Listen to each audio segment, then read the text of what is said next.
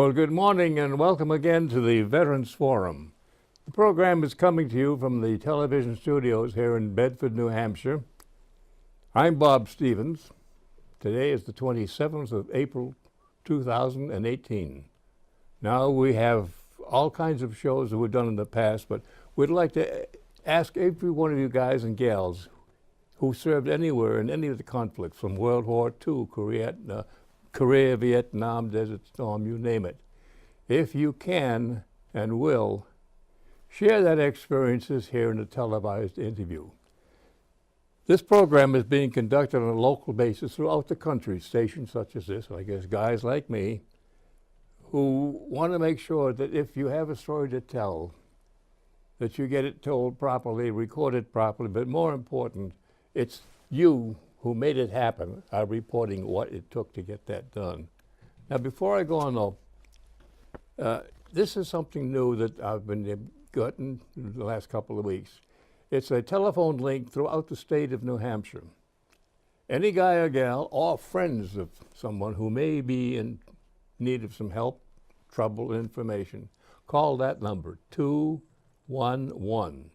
It'll put you in touch with this card. You probably can't read it, but there's some 28 different services and people who are here to help you. You have to ask for it, but if you do, stand ready because you'll get the help you need. And don't be bashful. If you need help for whatever reason, it's there for you to do. Well, today we have another guy who did his thing way back when, a little bit more recently, but I'll ask Brian to introduce himself, and then we'll get the show on the road. Okay, young man, if you will, would you tell us who you are, your name, where you live, branch your service, and service dates to start things? Sure. Ryan Pitts, P-I-T-T-S, live in southern New Hampshire, served in the Army, got out as a staff sergeant, and served from August 2003 to October 2009. Good show, huh? Okay.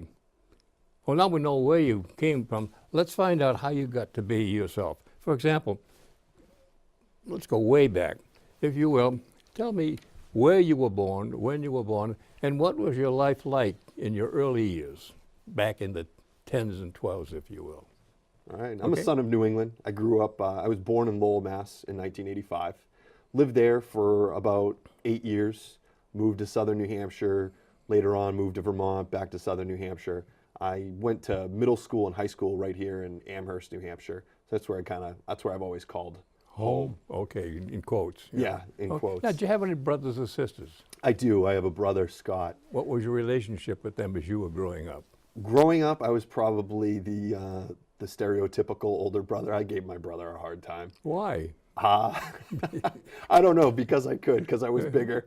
But we have a good relationship now. Yeah, rank has its privileges. Rank does have its privileges, yeah. but he's bigger than I am now, so that keeps me in check. Okay. Now, when you're going through this command stage, were you a good student, average student? What was your life like in school? What did you do to keep happy? Any clubs and that kind of stuff? Yeah, I was an average student. I didn't have the drive to put a whole lot of time into school, so I did well without putting a whole lot of effort into it. Oh, Probably you were could have lucky. done better. Yeah, I was lucky. Okay. I guess Had you been more applied yourself, you could have done better, perhaps? I think so. And Would it have been better in retrospect? It's a dumb question. I don't know. I enjoyed the time how I spent Okay. it maybe not studying, so I don't miss that. Oh, how do you not study? You do other things, huh? Yeah, maybe ride four-wheelers or Oh. play paintball or do whatever the other number of things I used to do. Okay. How about sports?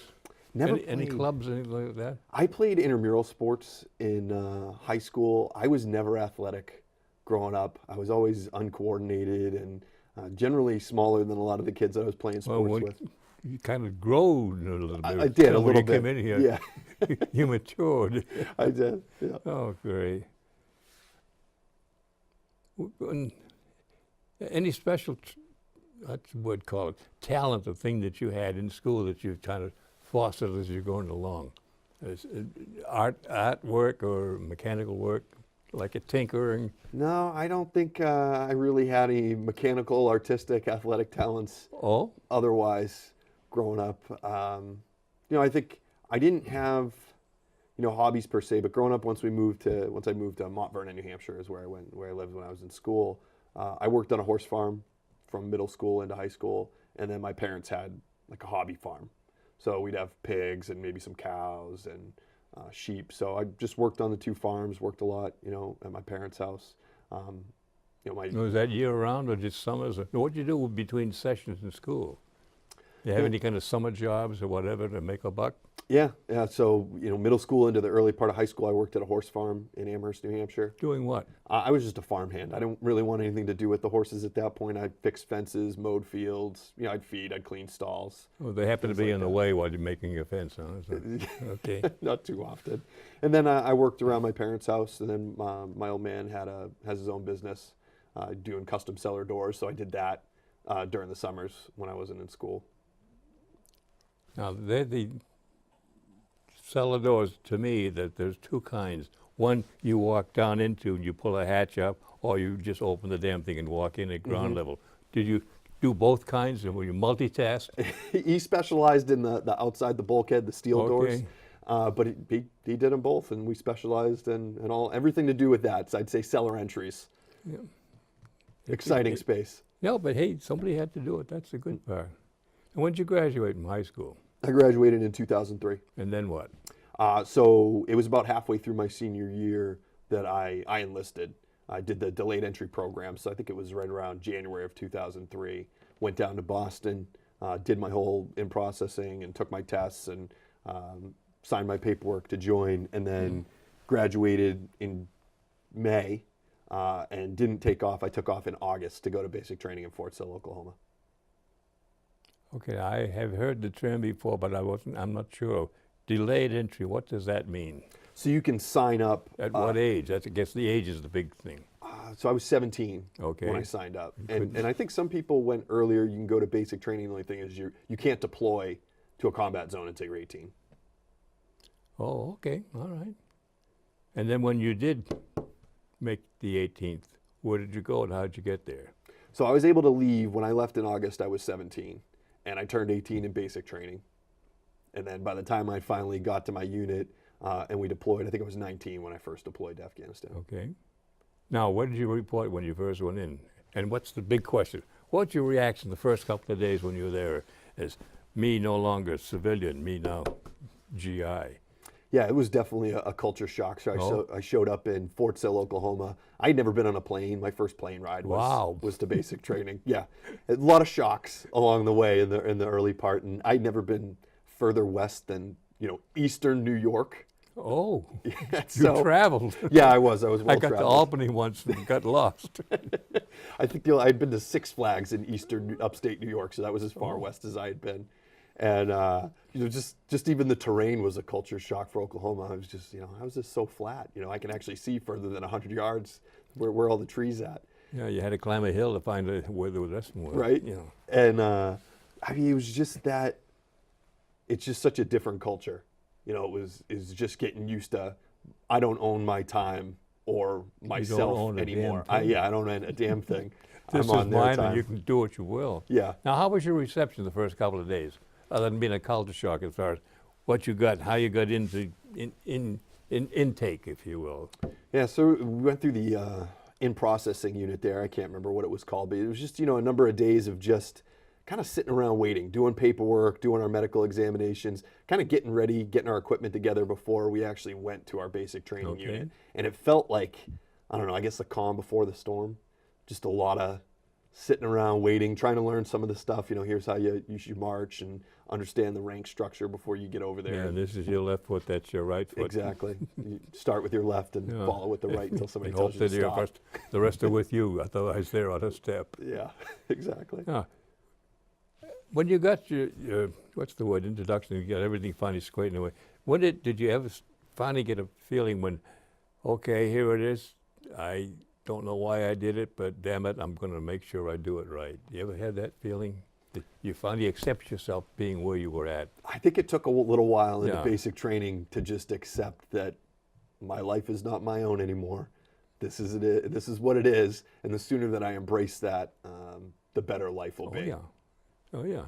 Now, what's your reaction to the DIs? Were they like the Hollywood types back in my time, or more polite, like, would you please do this, as opposed to some other form of command? Yeah, I'm not sure I ever heard please while I Oh. was in basic training. They were hard on us, and it's funny to think back on at that time that basic training was the hardest thing I had ever been through, and thinking that, wow, this is so hard. But looking back on it, on everything that happened after that point, that was the easiest part of my military career.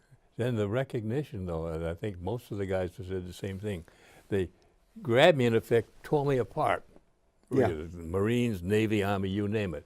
And then all of a sudden they thought, piece here and a piece there, and before you know it, I started to feel not comfortable, but it's something I could anticipate, I could do, and keep doing and do it well. Good You word, get thank you. acclimated. They tear you down and kind of start building you up brick by brick. Yeah. I was told I owed a few bricks, I guess, then. But the best part about it was, did you start forming, I'll call them friendships, buddies, or whatever, as you went into the service and they started feeling for you? Kinship, I guess you'd want to call it. I think absolutely. How did you get together? Right. I think, the strong bonds happened once I got to my unit. Yeah. And I ended up at the 173rd Airborne Brigade in Vicenza, Italy. And I got there in February 2004. And, it's built over time. Like, trust is one of those things that you don't just have it right off the bat. It's earned. And the time spent there, I think it was all the challenges. Misery can form some pretty strong bonds, whether that's in training, the elements, and then eventually combat, that we absolutely form strong bonds. I mean, I look at the guys that I served with, and they're brothers to me. Now let's go back a bit. When you finally get in, what kind of selections did you have, or options as to what you wanted to specialize in or be? I think there were probably a lot of options when I was preparing to enlist. So mind you, again, I'm 17, I'm halfway through my senior year. My parents had to sign off on me joining, and I had wanted to go be an airborne ranger, but my parents thought that was too dangerous and wouldn't sign the paperwork, and I didn't want to wait until I was 18. And so the recruiter had kind of talked to me on the side and said, hey, look, you can go be a forward observer. They go everywhere that the infantry goes. Yeah, and if you want, you can the get your way yeah. to Ranger Regiment if you wanted to. And so that's how I selected it, how I picked that job, because I couldn't get there right away, sign up and go do what I wanted to do. And when I enlisted, I didn't care where I went. I just wanted my job. I just wanted to get into the Army. And I had enlisted needs of the Army, so I didn't have a duty station picked out. And when they were basic training, the other thing they can't prepare you for, aside from the culture shock, is the pay shock of, I think I made, took home $400 a month as a private, before taxes. Wow. Probably better than the time when you were in. That would have been a We had a living Warborn, wage. 385, and that was it. No change. Yeah, and so they were looking for volunteers for airborne training. And they, I was like, okay, I'd like to jump out of planes. That sounds kind of fun. And the caveat there was, if you end up on jump status, you get an extra $150 a month. Oh, yeah. That sweetened the pot for me. I put my hand up, and that's how I actually ended up in Italy with an airborne unit. Now, how long did you train to become airborne, as far as what you had to do and what it took from you and what you had to put in, so that we can get some idea what it is? Because a lot of people don't have any idea what we're talking about. Yeah, the military does an incredible job of with training in terms of crawl, walk, run. So airborne school's 3 weeks. You start first with your ground phase, where you're just jumping off of something, the height of this table, and learning how to actually fall, because it's controlled falling more than anything else.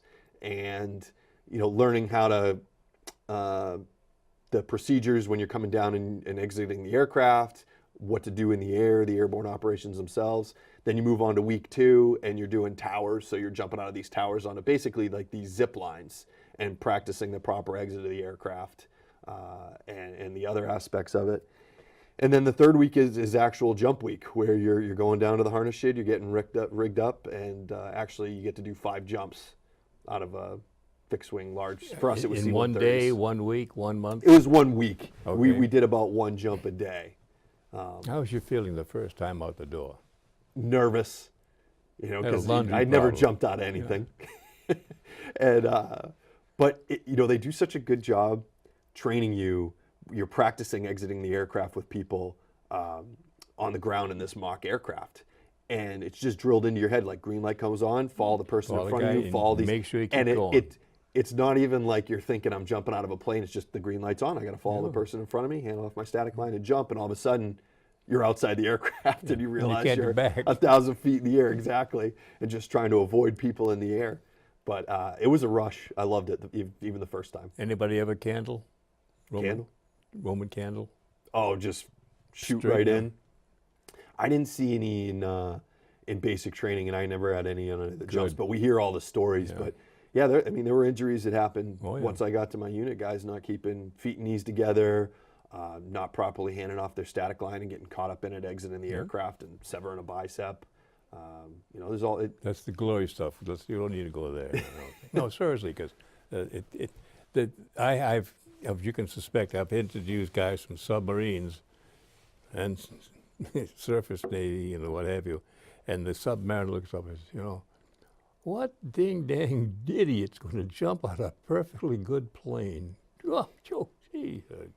And then the guy at the plane says, what a-hole's sitting down there in the tin can going to get bombed to hell? Everybody has their own look on life, but coming down, that's a lot easier than trying to come up sometimes, I think. But how did you feel after your first jump? Did it? Now I'm ready to go. Get me quick. When I hit the ground, absolutely. It was like, okay, I made it here safely. Let's do it again. Okay. Now you guys don't have to rig. Do you ever have to practice rigging your own chutes? No, we don't And pack the our long own tables? chutes. No. Whole special MOS for that, military occupational specialty. Yeah, they say that if it doesn't work, you don't have to bother bring it back either. I know it's gruesome, but that's cruel. Okay, now, how long before you then were ready, and in your opinion, I guess, in the armies, to deploy, to go somewhere to do something? When and how were you brought overseas? Yeah, so after I And finished, where'd you go? after I finished airborne school, ended up in Italy, and that unit was in Iraq actually when I got there, and it was probably a month or two after I'd gotten there that they returned from Iraq, and once they got back, it was just get ready to go again, and I spent about a year and a half training with the unit there in Italy, and we'd go to Germany and train Where and do in our Italy? field exercises. We were in Vicenza, Italy, so it's about 45 minutes west of Venice. Okay, I did a lot of work with the fighter pilots down at Fuji, I guess they call it, just by the boot, turn of the boot. Okay. We were up north. And how was your, it sounds silly, but living conditions there? They were good. I mean, the barracks were Good barracks nice. or the old ones? No, they were newer barracks. We had decent barracks, 2 men per room, had your own bathroom to share between the two of you. So, Rough. Yeah, real We rough. had a I mean, shovel in a tree. Oh, I'm sorry. Okay. it was good. I mean, that base is small. It was right in the middle of Vicenza. It was only 3 miles around the perimeter. So you could walk right off the post into a pizzeria across the street and get a pizza and some house wine. That wasn't bad. Good. It's nice, manja. Okay, when you got to Afghanistan, how did you feel? Again, just another culture shock. I mean, spending all this time training up. I mean, you could spend years training, but there's no substitute for the real thing. And for a while there, again, it was just the culture shock of just how they lived. I mean, one of the things that first kind of hit me was just that they're still living in mud huts, and there are lots of places without, Sanitation. or electricity. It was know. it was Or like going water. back in time I know. a couple thousand years. That was a big shock. Well, where were you stationed in Afghanistan? So my first tour, we were in Zabul province in a town called Kalat. So it was southwestern Afghanistan. We're about 100 kilometers outside Kandahar. What's the indigenous territory? Mountainous, plains, or whatever? Yeah, where we were at You have there, to get a feel for what you'll have to live through and live with. where we were at there, there was a Highway 1 that ran kind of southwest to northeast. And in the section where we were at, it was probably about 20 kilometers on either side was flat-ish. It was probably small rolling hills, but then it shot straight up to the biggest mountains I had ever seen at that point in time. I know, that's the thing. I could never make that picture flat, and then all of a sudden, but it's mountainous. And then you open up the geography book, and Yeah. pretty good humps. Now, when you're walking around, did you have to have any foot patrols, or how did you acclimate yourself from where you were as to how you had to train to get into the outer perimeters. We had a large area. Our battalion had a large area, and a lot of we were fairly dispersed. And where we were at, we worked out of our battalion forward operating base. We did a lot of patrols by Humvee, so we drove in trucks Okay. out to engage. Go visit villages, have leadership meetings with the local leaders, or go conduct missions, go conduct raids to try and catch enemy forces unaware. We did a lot by Humvee. There were times where we would fly by helicopter, do what we called an air assault, go in, at dawn as the sun's coming up or right before to try and catch the enemy as they might be waking up. So it was a mix. Okay. Now, did you ever have any problems with, some of the stuff you see in the news of people infiltrating your perimeter, loaded with C4 and whatever else they could have, as far as trying to just make themselves uncomfortable, make you uncomfortable? No, we didn't have any instances of, I think, on either deployment in any location I was at with either suicide bombers or vehicle-borne IEDs. Okay. That's good to hear. Damn good to hear. Now, trying to figure out what the best way to ask the question. Just ask the question. Okay. You were there basically as a military outfit, but you did it, as you've said, I think, humanistic or humane services too, as well as talking to the people, trying to quiet them down, make friends, not if you can make friends that way, and get their comfort and get their cooperation to make your life better.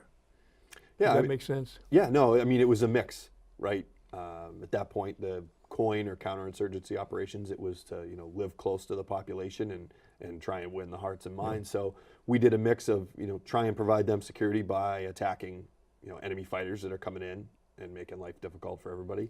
But there were also, we did missions for medical missions to bring, our docs out to a village and just treat people for various ailments for what we could there. There were times where we would try and bring out, rice or other food items, if it had been a hard year, to try and help the local population in that way. We also funded, civil projects. I know by the time that we had gotten there were already, a number of projects that had already been completed. For example, that put in wells. What could be a project?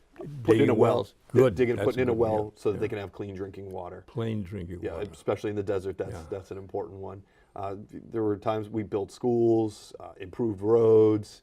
There were a lot of people that got employed on our bases that would work in the chow halls. Okay, do the laundry and all that good stuff. All that stuff, yeah. We employ them, it makes their lives better, and it takes something off our plate so that we can focus on our mission. Now, are any of their troops embedded with you guys, or were you with them? Yeah, so on my first deployment, we did a number of missions with the Afghan National Army, the Afghan National Police. We had a good relationship with the Afghan National Police in the area that we were at. So we did a number of missions with them. They really helped us find some enemy strongholds. I saw a progression from my first deployment in 2005, 2006 to my second in 07, 08, where we really started, I guess the Afghan National Army, in my first deployment, a lot of times they'd come in after a battle and we'd use them to do battle damage assessment, scour the battlefield for enemy casualties and help us get a sense. Pick up and clean up. Yeah, and to shift to where we had spent, so much in trying to train them and enable their army, to on my second deployment, that they would accompany us as another element to support us in missions, to even towards the end where we were the support to them. Okay. They were the main They just effort. transferred it, yeah. Yep, and that we would try and fight side by side. Yeah. Did you buddy up with any of them? So you became good friends, even though you couldn't stand each other, probably the language. Yeah, I think there were times, at different bases that we would get, different relationships with the locals that we would be co-located with. I mean, it was tough is that we're switching out of different locations, and as they get moved around too, that it just took time. Memories, easy. Okay. Anything outstanding in your first deployment, good or bad, that you'd like to share with us? I'm trying to pump without pumping. Yeah, I mean, I think I learned more in the first 30 days on the ground there than I had in the previous 2.5 years training up to go. And that's not a knock on any of the training, because our leaders did a tremendous job training us physically, mentally, tactically, so that we could be proficient there. But like I had said earlier, there's no substitute for the real thing. I'd grown up, watching military movies and reading the books and hearing about the camaraderie, but to be there and to see it, to see what guys were willing to do for each other, was amazing. Oh, yeah. To see what real teamwork looks like, everybody just rowing together in the same direction, and really seeing that sometimes you can accomplish you're capable of more than you ever thought you could be. Not because you yourself are strong, but because the people around you help pick you up. And you what's the word? Supplement each other's best points. Yeah. And it's a good feeling. Yeah. I think like with any team, A players, you elevate each other. Yeah. You're better together than you could be individually. Yeah. What's that old Newt Rockney bit? There's no I in team. Yeah. It's corny, but it's true. And the good part, as you well know, you can come into a new group, but you don't have to say a damn word because you know the words and what they're talking about. Just there's an empathy there that, okay, boy, you've gone around the block. Come on, you can join us. Yeah. And they accept you for what you are. That's a good feeling. Now, you've gone through your first deployment, and as I remember what you told me earlier, and when you got back home for your leave or whatever, you went and got married. Is that correct? I didn't get married until after my service. Oh, okay, then I get the wrong... I don't know what point you want to, we can go there now, but that's towards the end of the story. No, we'll get to the end. Okay. Save it for the good part. But when you got back after you've served, how were you promoted? What was your progressions? When and how did you become a PFC, corporal, sergeant, what have you at the line? Yep, so what did you do to get them? I came in the military as a private first class because they had a number of things in the recruiting process. If you sell out one of your buddies and get them to sign up, you can get a little bit extra rank through these trainings. So I sold out some friends. That's called bounty hunting. Yes, I was a bounty hunter. And so I went in as a private first class. I got promoted to specialist when I was in Afghanistan. So that was my next promotion, probably right around the early end of the early period that I was eligible. Would that be an E2 in today's language? E3 to E4. E2, so okay, specialist I'm E4. just getting to the E's right now. Yeah, and I was actually promoted to sergeant on that deployment towards probably the middle of that deployment. Now, was it because of what you did or because just time and grade or a combination? It's a I think it was a combination. I mean, part of it, we had been in a large firefight in June of 2005, and one of the Fort observers, who was a sergeant, he was an E5, had been wounded. And when that happened, I moved over and took over his position until he came back, operating at that rank level and that responsibility. I ended up staying with that platoon the rest of the deployment in that role. So I think they promoted me because I had shown that I could operate at that level, I guess. Okay. They don't hand them out. You got to work for them. True. We both know that. Yeah. Well, that sounds good. Now, when you did get home after your first deployment, how did you feel? Were you just on a 30-day leave and then have to go back in, or what's the break point? Yeah. I can't figure that one out. We came directly back to Italy. I think we were there for a couple of weeks before we took 30-day block leave. But something that's always stuck out in my mind of when we came back is I remember, we spend this year in Afghanistan and you're thinking the whole time about getting back and all the things you're going to do. And I remember we got off the buses, we're on our parade field, our commanders released us, and this is kind of the first time that it's, hey, you're left to your own devices, you can kind of go do whatever you want. This is in Italy now? In Italy, yeah. Okay. And we don't have our weapons. That felt weird, I'd carried this gun with me, for a year, for 12 months. And it went with me everywhere, slept with it. Damn right. And now it's gone, and you feel kind of exposed. And I remember just even right there on the parade field, they release us and just kind of being like, all right, now what do I do with myself? And getting back to the barracks and just thinking like, I've been thinking about this moment for so long, and now I don't know what to do. And I think I did what most everybody else did. We went over to the PX and started spending some of that deployment money that we had saved. I don't remember what. Strange you would say that. Probably the same thing every generation before me had done.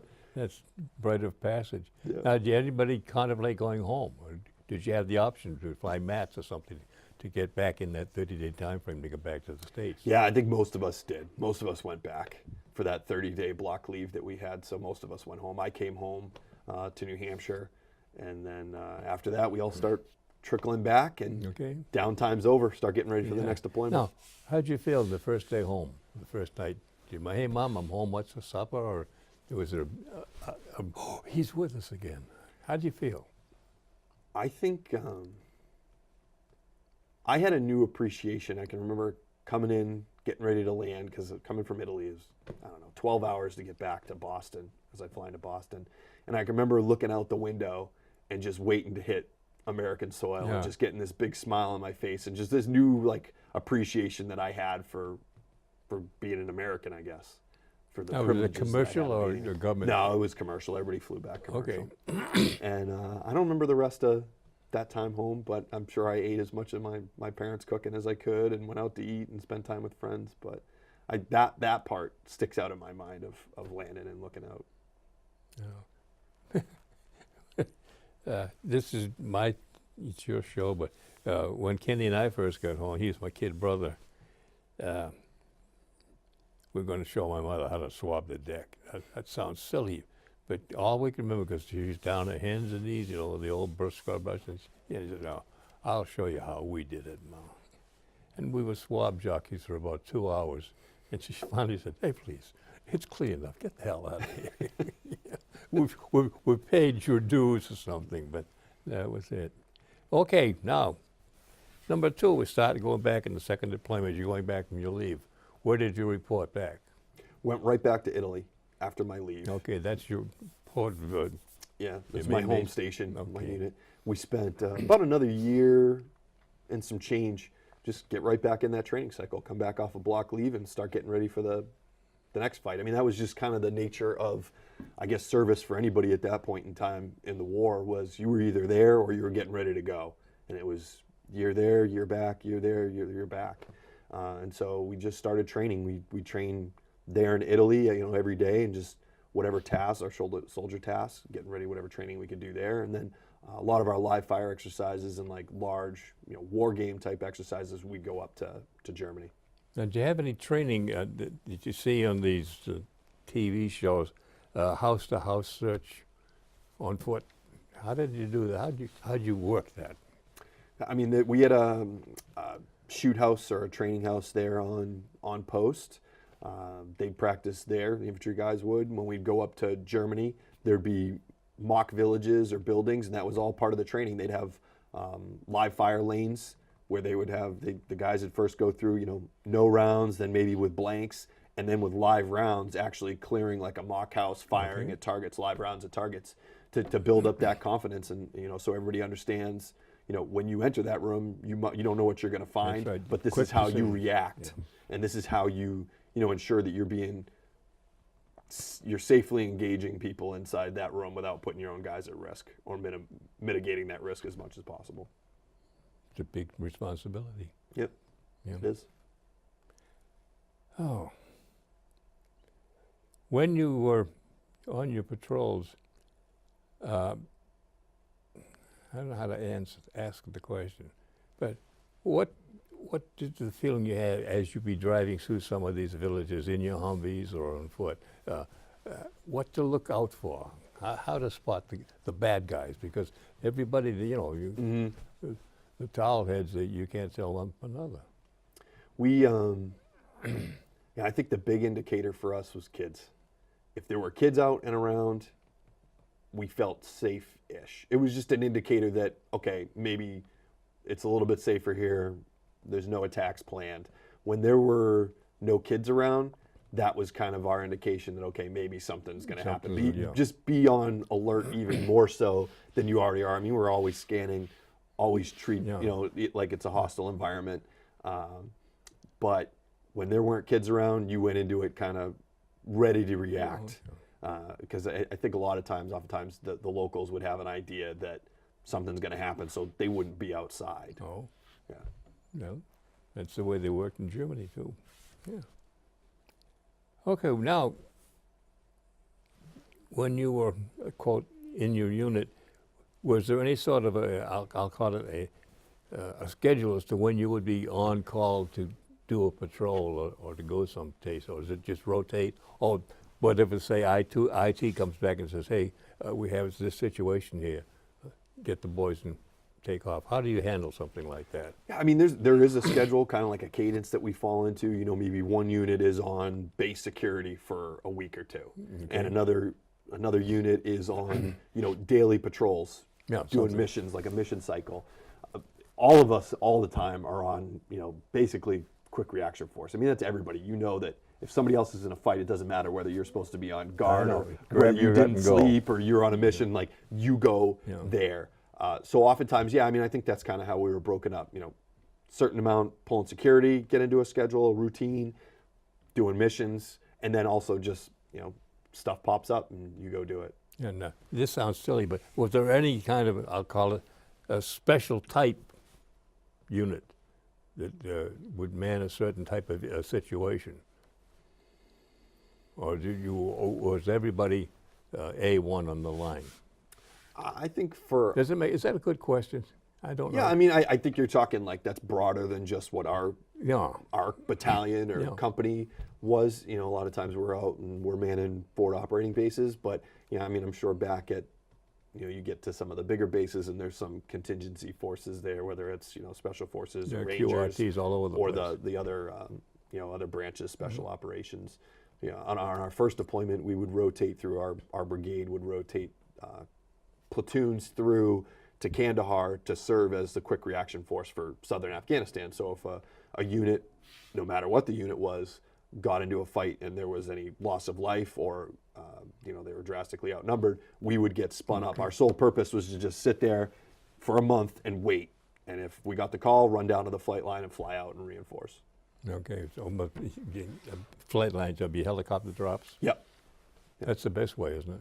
It's better than walking. Oh, hell yeah. Good when you look down. Now, what's the town again that caused you some problems? Wanat. Wanat. Can you bring us up to how, if you can, what was the call and how did you respond to it and what was the result? I think I'd have to go back to kind of the beginning when we got there. Buddy. So when we moved into this area of Afghanistan, so Kunar and Nuristan provinces, we had a number of you know, satellite fire bases, and we had two. So our main battalion forward operating base was in the town of Nongalam, and it was called FOB Blessing, Forward Operating Base Blessing. And about, it's like 16 or 20 kilometers to the north, we had two other outposts that were separated from each other probably by about 3 or 4 kilometers, maybe more. One was COP Bella, Combat Outpost Bella, and the other was what we called our ranch house. And one, COP Bella, was in the valley floor, nestled alongside this small village and a river, could only be reinforced or resupplied by helicopter. You couldn't drive up there. And then Ranch House was a small base, about the same size probably as Bella, but stuck on the side of a mountain that could, again, only be reinforced or resupplied by helicopter. Very high elevation.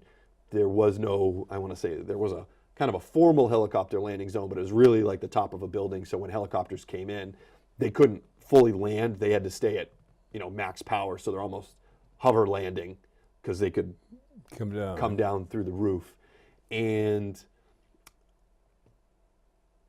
our command knew coming in that this is kind of a bad situation to have these bases out there that can only be resupplied or reinforced by helicopter, because they could be easily isolated by the enemy in a fight, which happened on 2 instances. In August of 2007, the enemy had attacked our ranch house outpost, which was only manned by, I want to say, you know, maybe 3 squads of our 1st platoon, as well as some Afghan National Army soldiers. So they embedded with you, okay. They were embedded with them. But, you know, this outpost was, you know, maybe the size of a football field on the side of a mountain, couldn't necessarily see from guard post to guard post. The enemy attacked first thing in the morning, and they were able to actually infiltrate and take about half the base before they were repelled. And they almost were able to capture that base, but our guys fought them off. And they did A-10 attack aircraft, War did gun dogs. runs within the wire, again, repelled that assault. That led to, the decision to shut down Ranch House later on. We shut that down. Our first platoon pulled back and consolidated at Cop Bella. Now, Cop Bella is alone, isolated by itself up there by about 16, 20 kilometers. Now, were the outposts, were they just for forward observations or just reporting what's going on? Deny enemy freedom of movement in those areas. We would operate missions out of those areas. Okay. So it wasn't just an observe. It was, trying to have effect on the area that you're in. But it's limited when you only have one platoon up there and you're basically walking. And if you want to go anywhere, you're going to have to climb, 1,000 feet in elevation before you move anywhere because you don't want to give the enemy the high ground. And so first platoon, who was in Ranch House, the Ranch House battle, they pulled back to Cop Bella. They went back to that village of Aranis, where Ranch House was at, to visit with the elders at their request. They went out, stayed overnight, and upon leaving the next day, that evening, they were ambushed on a mountain trail, and we lost 6 guys. But the rest, everybody was wounded in the patrol, but everybody fought, either to the last breath or until they were relieved and taken out of there. So we ended up replacing at Cop Bella. Even the previous year, we had been talking about moving up to Wanat. We're not going to be able to remove or shut down Ranch House and Cop Bella without moving a presence up there. That was kind of the government headquarters for the region. Our idea was to move in close to the populace and be in a place that we could reinforce either by helicopter or we could drive up to Wanat. And Cop Bella was coming over the winter. We were up there, our platoon. We had switched out with first platoon after the November ambush coming back from Aranis. The enemy was increasingly stepping up attacks on Bella, both small arms, but also launching a lot of rockets in there. And we were gathering intelligence over the course of the winter that they were trying to figure out. They couldn't quite figure out how to attack it like they had with Ranch House. They wanted to overrun the base. Overrun it, yeah. Yeah, and they couldn't quite figure out how they were going to do it based on the observation posts, the guard shacks that we had set up in the surrounding terrain. We had 2 up on the mountains. So the decision was, okay, we're gonna close Cop Bella and simultaneously move up to Wanat, so that we're not just leaving kind of this Open vacuum space, to the north. They could slide back in. Yeah. So our command made the decision to move up to Wanat, and part of that was influenced by the fact that the unit coming in to replace us was going to be less experienced than we were. They were going to have lower manpower than we did, and this was to set the next unit up for success. I mean, it was something that I had learned on my first deployment. Our unit had spent our last month preparing to set up a forward operating base for the next unit coming in. Okay. So this wasn't out of the ordinary for us. And our leaders, I remember, our first sergeants and company commanders and battalion commanders, would say, we're not done until we're wheels up Afghanistan and we're home. Like there's no, timeout as we swap people out. We're in Afghanistan and you're in the fight up until the last day that you leave. And so the decision was made that, okay, close down Cop Bella. We're going to move up to Wanat, occupy, and provide security while for the construction of a new base so that we can set this next incoming unit up for success. And then what happened? So we moved out on, it was either July 8th or 9th. Moved out that evening. We convoyed up. We had loaded up our Humvees with all the equipment that we could carry, all the batteries, water, food, fortifications, whatever we could. And we moved under basically cover of darkness up to Wanat, established a vehicle patrol base in the middle of the village. Simultaneously, they closed down Cop Bella that night, and helicopters flew over, so it was a simultaneous move. So you did have air cover of some kind.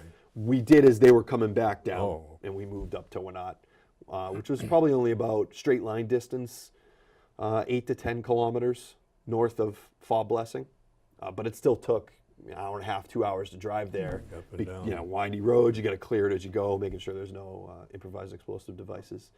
We immediately that night started setting up our antennas, so we're able to talk back. Next morning, everybody starts digging in. We were supposed to have some construction equipment come up. We had hired local contractors. The road had washed out, and a number of other factors. They weren't able to come up. So we had just a Bobcat, like one of the skid steer type tractors, with some engineers to try and help build fortifications. But a lot of it was by hand.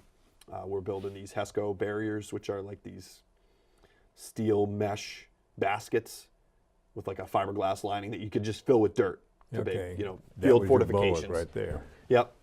Did they have covers to them? Sandbags. Roofs? You could. We didn't at that point. Oh, okay.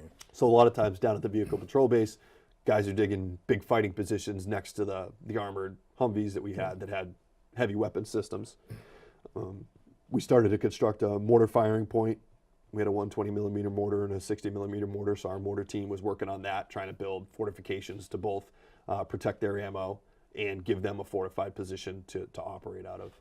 I was located with 8 other soldiers up a little bit outside the village on this spur, this little ridge line at the edge of the village.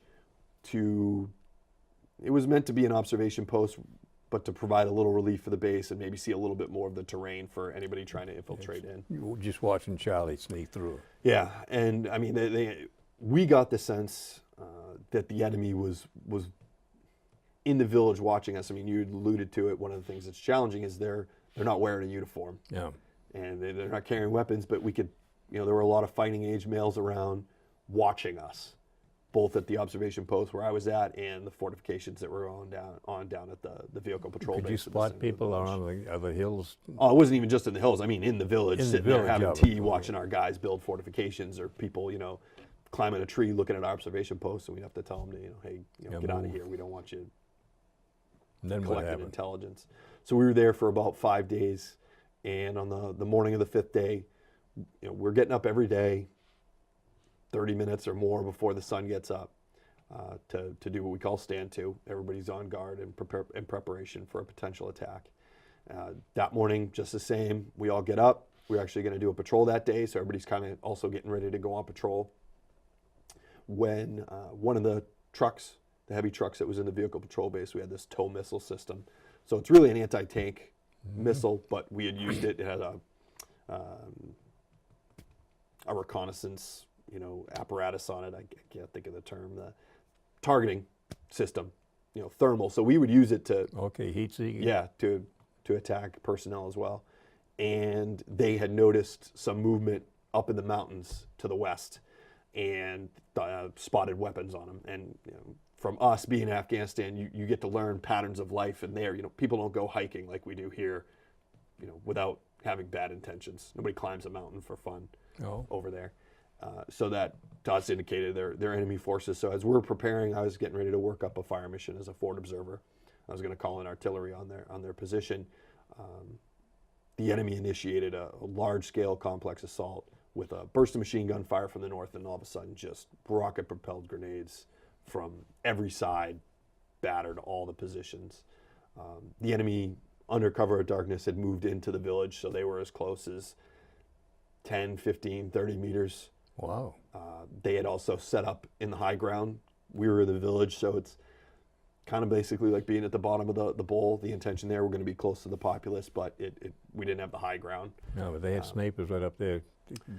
Machine gun positions, rocket-propelled grenades, everything they could. So they had basically had us surrounded 360 degrees, had the high ground, had the element of surprise, and hit us hard right from the onset. Must have been hell. It was. I mean, I was wounded right off the bat, as were a number of guys up at the observation post.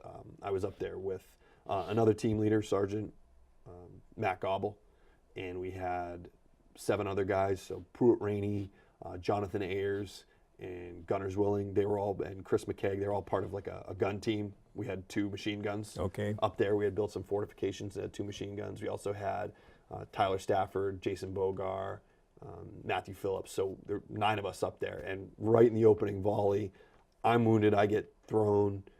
Gobble's wounded. Stafford gets wounded. So 3 of us are wounded. Gunners Willing is killed in the opening barrage. Wasn't there a lieutenant with you? Not at this point. Okay. This is just the 9 of us. And Matthew Phillips is firing back at the enemy, and there was a stream to the north, and the enemy had come down through that dead space that we couldn't see into. And Matthew Phillips, as he was preparing to throw a grenade, was killed with a enemy rocket-propelled grenade came in and killed him. And Stafford and Gobble and I we're all disoriented. But were you out in the open, or were you in some kind of a closed we had area? built fortifications. We had built Okay. sandbag bunkers. We didn't have any top cover. We had tried to use some of the natural terrain. So the spur was terraced because it was farm field. So they have to build flat areas to farm on.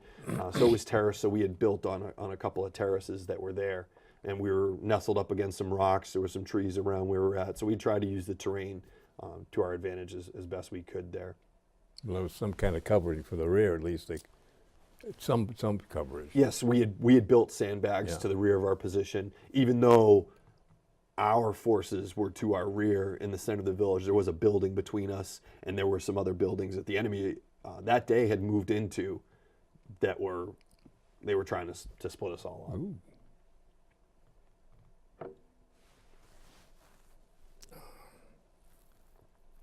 But as Gobble and I were the senior leaders up at the observation post. The guys all jumped right into action. They didn't need any instructions. They had been there long enough. They stepped right up. Pruitt Rainey was the gun team leader. He immediately, kind of took control of the situation, got Ayers to control his rate of fire, start engaging the enemy on the eastern flank. Jason Bogar this was his second or third tour. He had been to Iraq, I think, and Afghanistan previously. So he's seasoned. Yeah, so he's seasoned too. He was he had a squad automatic weapon, so a smaller machine gun that he carried. He immediately stood up and started returning fire on the enemy and everybody's trying to gain, their fire superiority. These guys just immediately jumped to doing all the things that they should have been doing. Immediately providing security and engaging the enemy. Despite the fact that, as distracting as it was, they've got a number of casualties of their brothers right behind them. Mm-hmm. And Gobble had gone down in the southern position where Bogar was. And he's wounded in there. When I finally came to, I crawled down there. I couldn't use my legs. I had taken shrapnel to both of my legs, and I was concerned that I had maybe arterial bleeding inside of my leg. So Bogar put a tourniquet on my leg. He saved my life, treated me, and then turned around and went right back to doing what he had to do. Pruitt continued to control the fight. Down at the vehicle patrol base, they didn't have it any easier. They're all the guys in the gun trucks are being targeted heavily. The enemy's trying to take out our heaviest weapons. How about who was keeping them supplied with ammunition? Because it sounds like you were just eating it right up.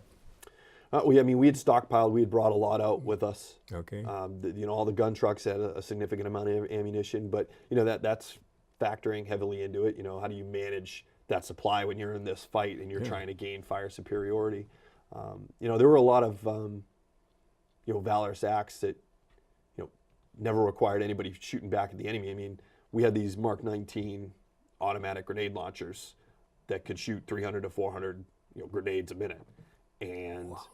It's an important and you can go through some ammo, and it's an important weapon system. But the problem was, unlike some of the other weapon systems like the 240 machine guns or the 50 cals, they couldn't be reloaded from inside the turret. So the gunners didn't have the relative safety to hide behind to reload them. And guys like Jacob Sones, I think Dylan Meyer and other guys were taking cans out of trucks. And these are big, ammunition cans. Mm-hmm. They're not light, probably 40, 50 pounds. And they're jumping on the hoods of the trucks, while rounds are smacking the trucks all around them and reloading these weapon systems. And guys did that repeatedly. And the guys manning the turrets, they're taking direct hits off of the shields in the front and the sides. And they know that the enemy's trying to take out their weapon systems, and they're just firing back. We had that tow missile truck. The enemy was familiar with the capabilities of that weapon system. It had earned the reputation over the deployment. The enemy called it the finger of God, because if it saw you, it was hitting you. You did. So they targeted that heavily, and that crew, Aaron Davis and Grimm and May, they stayed in that truck for as long as they could. But the enemy just really targeted it with rocket-propelled grenades. That truck had caught on fire and exploded. With them inside it? Yeah, it had caught on fire with them inside of it. They were able to get out of it and get to other fighting positions, and immediately, they're trying to impact the fight again. Just wherever they lose their truck, all right, they're moving to the next fighting position and aiding that fight in whatever way they could. Prior to that truck catching fire, our mortar team was taking a lot of fire. Like I said, they were smart. They're trying to neutralize our biggest weapon systems, and going after our mortars is a big one. They had concentrated a lot of fire on our mortar firing point, and those guys were shooting at people in trees right outside the perimeter, probably within 20, 30 meters of them, if not closer. They had taken around, I believe, an RPG had hit the kind of the magazine cache of all the ammo they had, and so they had to break contact from that position. They had to leave that position, and Sergio Abad was one of the mortarmen. He was mortally wounded, and those guys were, while they're dragging him to cover, Hector Chavez, one of the other mortarmen, he got shot through both legs, but fortunately the mortar team, they were able to all drag those guys back to some kind of cover. To some cover. But when that truck that caught fire, that tow truck, it eventually detonated, and when it exploded, it sent a flaming missile through the air that landed in the same position that some of that mortar team had gotten back to. It didn't hit anybody, but it's on fire, and it's a missile. And as those guys are getting ready to try and leave that position, one guy, Eric Phillips, grabs it and runs it out into the open to set it down. Because I think I don't want to presume what he was thinking, but I'm sure he was thinking that risking one life is better than 5 or 6 trying to go every which way. He was able to run out, and he made it back and save those guys, and those guys were able to keep fighting. But that was the thing. There were stories and I didn't even see any of these things. These are things that I learned later on after the battle that just. Well, I was believing that somewhere near the end, when there was fear of being overrun completely, you were able to get to a phone or radio or something and call in, and you were then, in effect, rescued, relieved, or what have you. Yeah, so there were. How did that work out? We were taking casualties up at the observation post. So, the fight right from the beginning was not going in our favor, just with the casualties that we had taken. And we were fortunate enough when we went out to Wanat that we were able to have both our company commander, Matt Meyer, and our platoon leader, Jonathan Brostrom. And so they were co-located at our command post down at the vehicle patrol base. And as the fight had kicked off and progressed, Matt Myers controlling the fight as he should as the company commander, directing indirect fire assets, relaying information back to our battalion headquarters and controlling the fight as he should. Lieutenant Brostrom recognizing that we're taking a number of casualties up at the observation post, and Gobble and I are both wounded, and he's hearing, okay, we've got 2 that are killed, we've got 3 that are wounded. That leaves 4 in the fight. That he recognized that he was needed up there. So he conferred with Matt Meyer. Matt said, go. He moved to our 2nd platoon position. He ran to another gun truck there. And mind you, this vehicle patrol base it was set up in the middle of the village in this field where we were actually going to build the new FOB, the new fire base. So there's not much cover that these guys have aside from the holes they've dug in the ground and the trucks they have. Well, he runs to that position and asks for volunteers, and picks up Jason Hovader along the way. And Jason and Jonathan Brostrom, Lieutenant Brostrom, they make a mad dash from the vehicle patrol base. They don't stop, as far as I know, for cover. They just make a mad dash all the way to the observation post. And they're running, they have to run by enemy positions. Somehow they made it. I don't know how they did. But they did, and I was never so relieved. At that point, I was trying to fight and affect the fight. But I remember looking over and seeing Brostrom's head pop up over the sandbags, and he scared the hell out of me, but I never so relieved in my life to have him up there. And he immediately, started taking, assess the situation, started help take control of the observation post, because Gobble and I really were in no shape to manage it. I mean, everybody was doing their best. We were really, I don't know if anybody was really in charge. We're all just trying to work together. Everybody knew what they needed to do, and there wasn't time to micromanage. Bogar knew what he had to do. The gun team knew what they had to do. Everybody was just doing. Yeah, that's your training. Yeah, that everybody knew. I'm responsible for this, and I got to hold it, to the best of my ability. But over the course of Brostrom and Hovader being there, and we're moving things around, Brostrom and Hovader and Bogar and Rainey, the guys were all killed fighting. And it was at one point that I realized that I was by myself, that I called down to the vehicle patrol base, and that's when another wave came up. They could hear me, they could hear the enemy talking over my radio, and it was Jacob Sones who heard it. Our company commander had said, we don't have anybody to send, right? Everybody's stretched thin. They're taking casualties down there, that it's just, there's nobody to send. But Jacob Sones heard my call over the radio, and said, I'm going. We'll get you, buddy. Sergeant Pitts is up there. We're going. And his team leader went with him. He's actually a squad leader, Israel Garcia. They both made their way to our first squad position, who was manning a traffic control point. They had built, they were managing traffic coming through the center of the village, and they had built a fighting position on the southern end of the village, kind of between the vehicle patrol base and where we were at. So it's probably like 50, 100 yards to them, and then another 50, 75 yards from the traffic control point up to where I was at.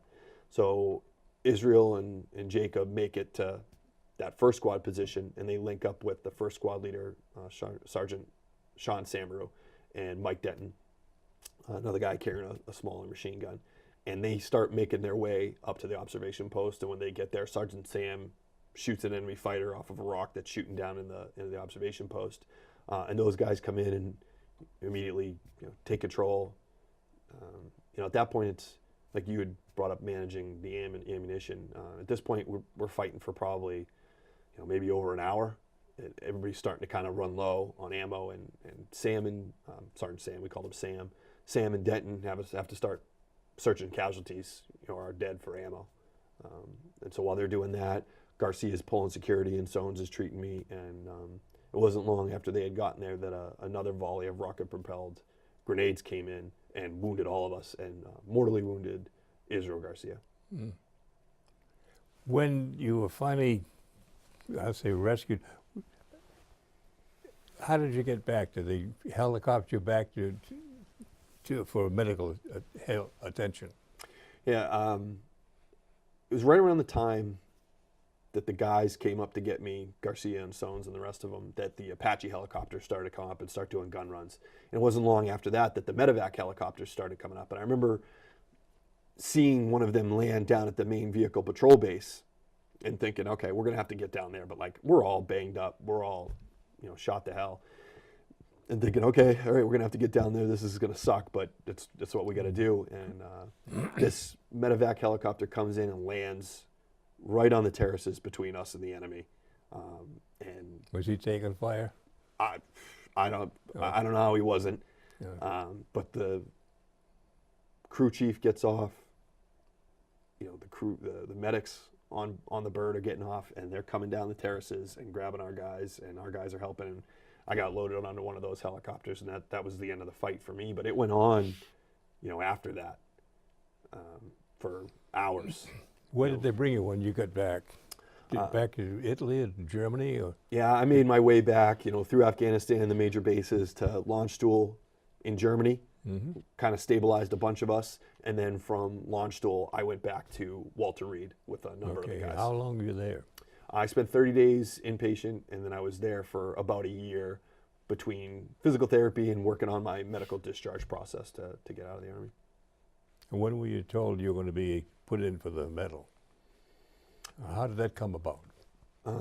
Originally was submitted for Distinguished Service Cross, and it got upgraded along the way. I don't really remember where. I remember, it honestly always just felt like rumors, just talking about that, hey, it's been upgraded, and, never really believed it. There was another guy, you hear me talk about that ambush coming back from Ranch House.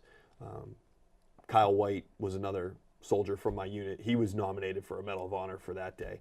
And, we had kept in touch, but when he got his call and he was down at the Pentagon getting ready to do his preparations for the ceremony is when he told me that, that they would need my number and that it was probably coming up. How'd you feel? Honestly, over the years, I never cared. I remember, after immediately after the battle, that happened in July of 2008. I ended up at Walter Reed, and I got to go back to Italy in August, September timeframe for like the welcome home celebrations with the unit. So I got to go see the guys, and I remember that's when I found out that I had been nominated for the Distinguished Service Cross, and I remember being kind of pissed off. When you lose, we lost 9 guys that day. Yeah. So we lost Sergio Bad, Jonathan Ayers, Jason Bogard, Jonathan Brostrom, Israel Garcia, Jason Hovader, Matthew Phillips, Pruitt Rainey, and Gunners Willing.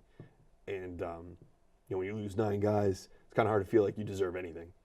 And I didn't do anything more than anybody else that day. No. And it just didn't seem fair. Like it just didn't seem right. And so I didn't care for that.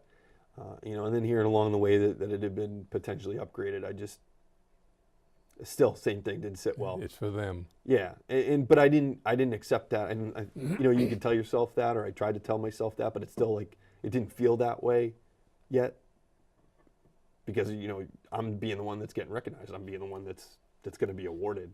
So I just tried to go on with my life, and I came back and went to school, and it wasn't until I think a year after I had graduated that the award actually. Okay, but you were out of the Army by then. Right? Yeah. Okay. Yep. Oh dear. What have you been doing since? And making a life for yourself and your kids. So a year after the battle, right around there, got out of the Army, came back, went to college. I'd known my wife growing up, but right after the battle that December, I was still on crutches and all wounded. I came home for Christmas, and my wife was actually moving home from Florida. She wasn't my wife then or my girlfriend, but I bumped into her and asked her out, and we started dating, and we got married halfway through my time in college. I think maybe my junior year, and then we had our son my senior year right before I graduated. I graduated in 2013, and then just joined the workforce since. Okay, what have you been doing? Something you liked, or I do, yeah. Do you have your pick of a good job? I work for a defense contractor now. I do finance for them, and I love it. Good for you. Yeah. What are your plans? We talked about joining a lot of different organizations, but do you have any time for yourself? You can just, as you said, you just took a honeymoon 5-6 weeks ago. Yeah, 5 years too late. Your delay en route seems to be a little bit weird. Yeah, I guess I kind of think of it, I try and break it up into 3 different areas, right? I want to have a professional career. I want to successfully transition into kind of that next thing. I love the military. I wish that I had been able to continue to do it, but with the injuries I had, I didn't feel like I could continue to do the things that I wanted to do at that level. So I want to have a successful civilian career. So that's important to me. Mm-hmm. And with that goes education. The other part, and the most important, the second thing is, I'm a father and a husband. I want to be the best that I can be at those things. I want to take my kids to sports and do family trips and savor every moment. Yeah, and really honor. There are a lot of guys that sacrifice their lives so I could come home, and I want to make sure that I make the most of that sacrifice, that I honor them the best that I can. You will. And I think I do that by living the best life that I can. Yeah. Making sure my kids understand that the only reason they exist is because other men the guys made it possible. Yeah. And then the third area is trying to give back. My service, I got so much more out of it than I gave. And I had originally joined for college money and because I didn't know what I wanted to do. Good way to get an education. Yeah, and I wish that I had been more altruistic. I wish I had wanted to serve just because that's my duty as an American, and I want to pay it forward. So part of that is a couple of my passions are helping veterans transition, find jobs, get an education. The other part is it's no secret that it's hard coming back. in transitioning. Oh yeah. You know, there are mental health challenges. What we go through there, we're not broken because of it, but you No, are we different. got You come changed. back, you get You got changed, and I changed. felt it. And that, you know, encouraging service members, veterans, families to get that mental health treatment if they need it. Because, you know, I'll go see a doctor if I roll my ankle or break my ankle. Why wouldn't I if it's some sort of, you know, invisible wound? They're the hardest ones to Yeah. diagnose. And so, you know, there's a lot of stigma there, but doing what I can to help Yep. break down those barriers, encourage people to go get help, and, you know, supporting organizations that do those things. Good deal. I think it's about that time.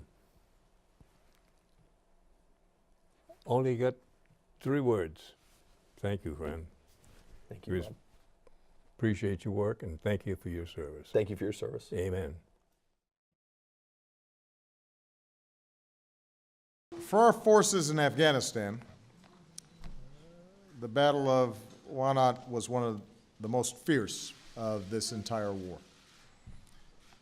48 Americans, along with their Afghan partners, were manning their small base deep in a valley when they were attacked by some 200 insurgents. And those insurgents seemed determined to overrun an even smaller post just outside the base, an elevated patch of boulders and sandbags defended by just 9 American soldiers. Soon, under the relentless fire, all 9 of these men were wounded or killed. Insurgents broke through the wire, and that little post was on the verge of falling, giving the enemy a perch from which to devastate the base below. Against that onslaught, 1 American held the line. Just 22 years old, nearly surrounded, bloodied but unbowed. The soldier we recognize today with our nation's highest military decoration, the Medal of Honor, Staff Sergeant Ryan M. Pitts. Now, I don't want to embarrass Ryan, but the character he displayed that day was clearly forged early. I'm told that in kindergarten, when asked what he wanted to be when he grew up, he drew a picture of a soldier. When he was in the 5th grade, his teacher sent home a note that described Ryan in words that would be familiar to all those who knew him today. Ryan, she wrote, is a very special human being. In Ryan Pitts, you see the humility and the loyalty that define America's men and women in uniform. With this medal, he says, it's not mine alone. It belongs to everybody who was there that day because we did it together. So I want to welcome those who were there that day. Ryan's brothers in arms and those who are going to be welcoming him into their ranks, the members of the Medal of Honor Society. We are very proud of them, and we are honored by the presence of the families of our fallen heroes as well. We welcome Ryan's family, many from New Hampshire, including his wonderful wife, Amy. I have to take a pause because they are actually celebrating, Ryan and Amy, their 2nd anniversary today. As Ryan put it, it's going to be tough topping this one, as anniversaries go. But let me just give you a piece of advice as somebody who's now been married for over 20 years. You should try. I'm just saying, don't rest on your laurels after just 2 years. We welcome their gorgeous son, 1-year-old Lucas, who Ryan is beginning to teach a love for all things New England.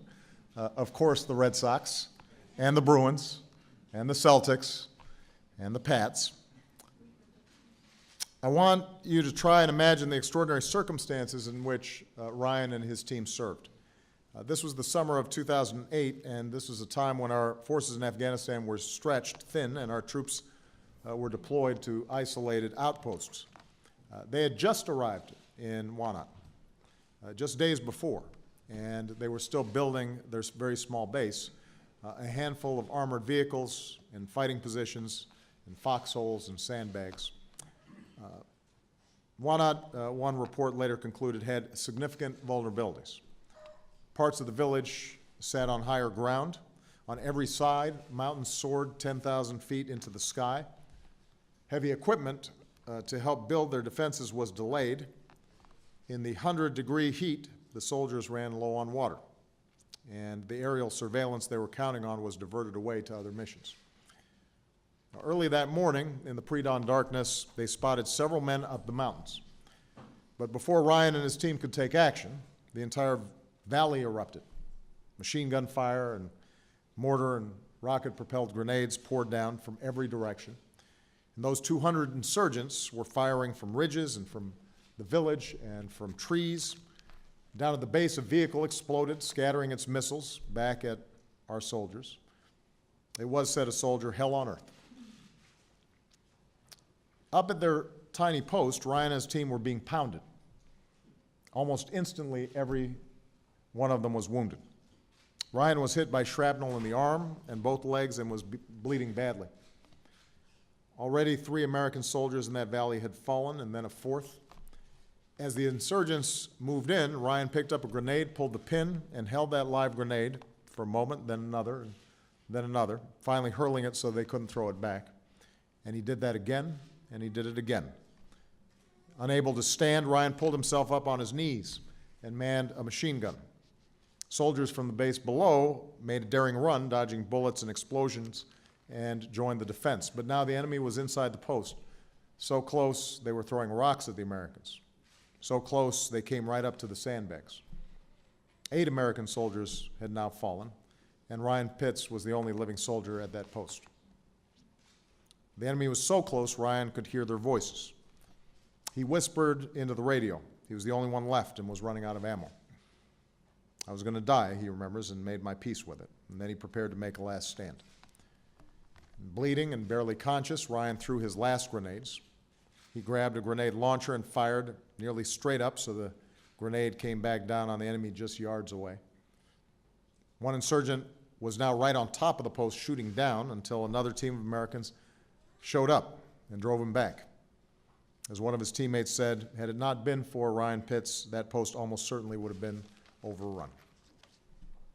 Even with reinforcements, the battle was not over. Another wave of rocket-propelled grenades slammed into the post. 9 Americans were now gone, and still the fighting raged. Ryan worked the radio, helping target the airstrikes that were hitting danger close, just yards away. And with those strikes, the tide of the battle began to turn. Eventually, the insurgents fell back. Ryan and his fellow soldiers had held their ground. This medal, Ryan says, is an opportunity to tell our story. There was valor everywhere, according to Ryan. And so today we also pay tribute to all who served with such valor that day, shielding their wounded buddies with their own bodies, picking up unexploded missiles with their hands and carrying them away, running through the gunfire to reinforce that post, fighting through their injuries and never giving up. Helicopter pilots and medevac crews who came in under heavy fire. Said one soldier, "Never in my career have I seen such bravery and sacrifice." And so I would ask all those who served at Wanat on the ground and in the air to please stand, those of you who are here today.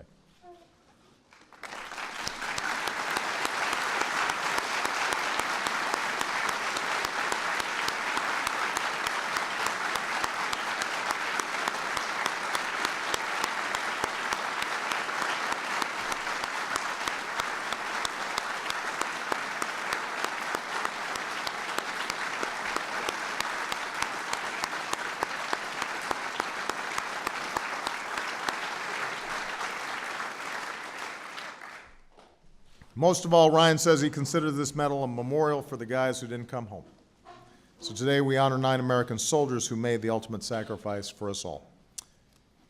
The son who absorbed love like a sponge, the expectant father whose dream would later come true, a beautiful baby girl, specialist Sergio Abad, the boy who dominated the soccer fields, fell in love with motorcycles, and there in that remote outpost took a direct hit in the helmet and kept on fighting, Corporal Jonathan Ayers. The photographer whose beautiful pictures captured the spirit of the Afghan people and who wrote to his family, "Afghanistan is exactly where I want it to be," Corporal Jason Boger.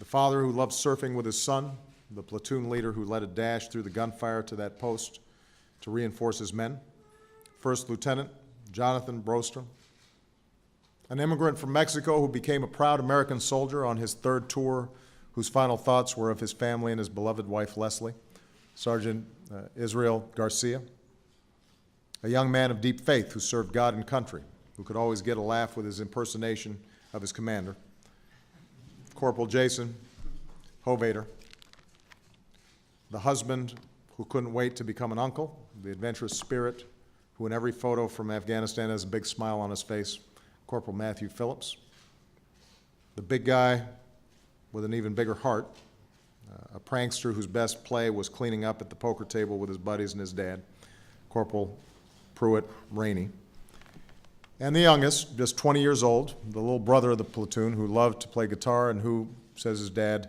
did everything in his life with passion, Corporal Gunnar Zwilling. These American patriots lived to serve us all. They died to protect each of us, and their legacy lives on in the hearts of all who love them still, especially their families, mothers, fathers, wives, brothers and sisters, sons and daughters. To you, their families, I know no words can match the depth of your loss, but please know that this nation will honor your soldiers now and forever. And I would ask the Gold Star families from that deployment to please stand, including Allie Kaler, age 11, and Jace Brostrom, who this week turns 12. Please stand.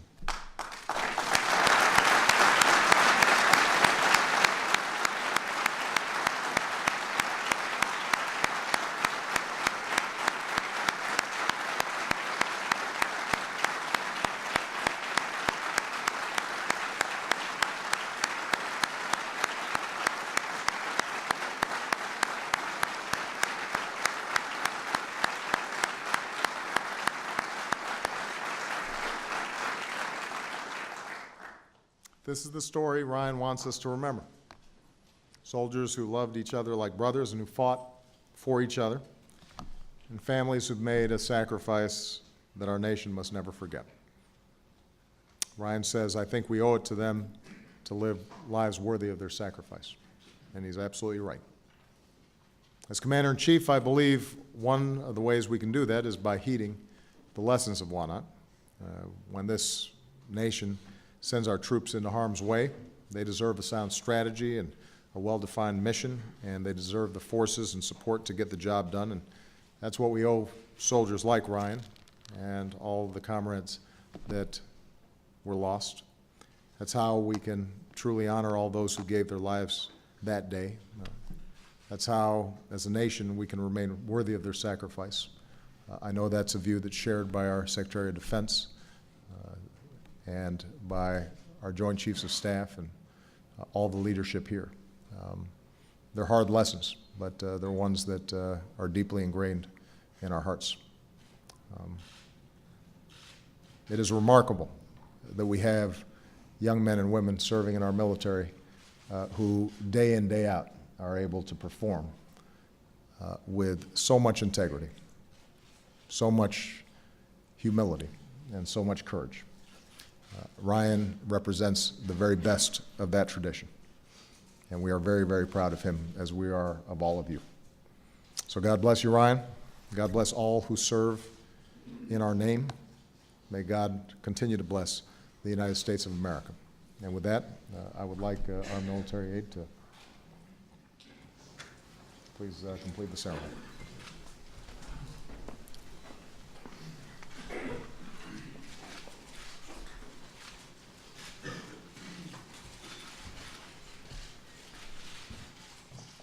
The President of the United States of America, authorized by Act of Congress, March 3, 1863, has awarded in the name of Congress the Medal of Honor to Sergeant Ryan M. Pitts, United States Army, for conspicuous gallantry and intrepidity at the risk of his life above and beyond the call of duty. Sergeant Ryan M. Pitts distinguished himself by extraordinary acts of heroism at the risk of his life above and beyond the call of duty, while serving as a forward observer in 2nd Platoon, Chosen Company, 2nd Battalion Airborne, 503rd Infantry Regiment, 173rd Airborne Brigade, during combat operations against an armed enemy at Vehicle Patrol Base Kaler in the vicinity of Wanat Village, Kunar Province, Afghanistan, on July 13, 2008. Early that morning, while Sergeant Pitts was providing perimeter security at Observation Post Topside, a well-organized anti-Afghan force consisting of over 200 members initiated a close proximity, sustained, and complex assault using accurate and intense rocket-propelled grenade, machine gun, and small arms fire on Wanat Vehicle Patrol Base. An immediate wave of rocket-propelled grenade rounds engulfed the observation posts, wounding Sergeant Pitts and inflicting heavy casualties. Sergeant Pitts had been knocked to the ground and was bleeding heavily from shrapnel wounds to his arm and legs, but with incredible toughness and resolve, he subsequently took control of the observation posts and returned fire on the enemy. As the enemy drew nearer, Sergeant Pitts threw grenades, holding them after the pin was pulled and the safety lever was released to allow a nearly immediate detonation on the hostile forces. Unable to stand on his own and near death because of the severity of his wounds and blood loss, Sergeant Pitts continued to lay suppressive fire until a two-man reinforcement team arrived. Sergeant Pitts quickly assisted them by giving up his main weapon and gathering ammunition, all while continually lobbing fragmentary grenades until these were expended. At this point, Sergeant Pitts crawled to the northern position radio and described the situation to the command posts as the enemy continued to try and isolate the observation posts from the main patrol base. With the enemy close enough for him to hear their voices, and with total disregard for his own life, Sergeant Pitts whispered in radio situation reports and conveyed information that the command posts used to provide indirect fire support. Sergeant Pitts' courage, steadfast commitment to the defense of his unit, and ability to fight while seriously wounded prevented the enemy from overrunning the observation post and capturing fallen American soldiers, and ultimately prevented the enemy from gaining fortified positions on higher ground from which to attack Wanat Vehicle Patrol Base.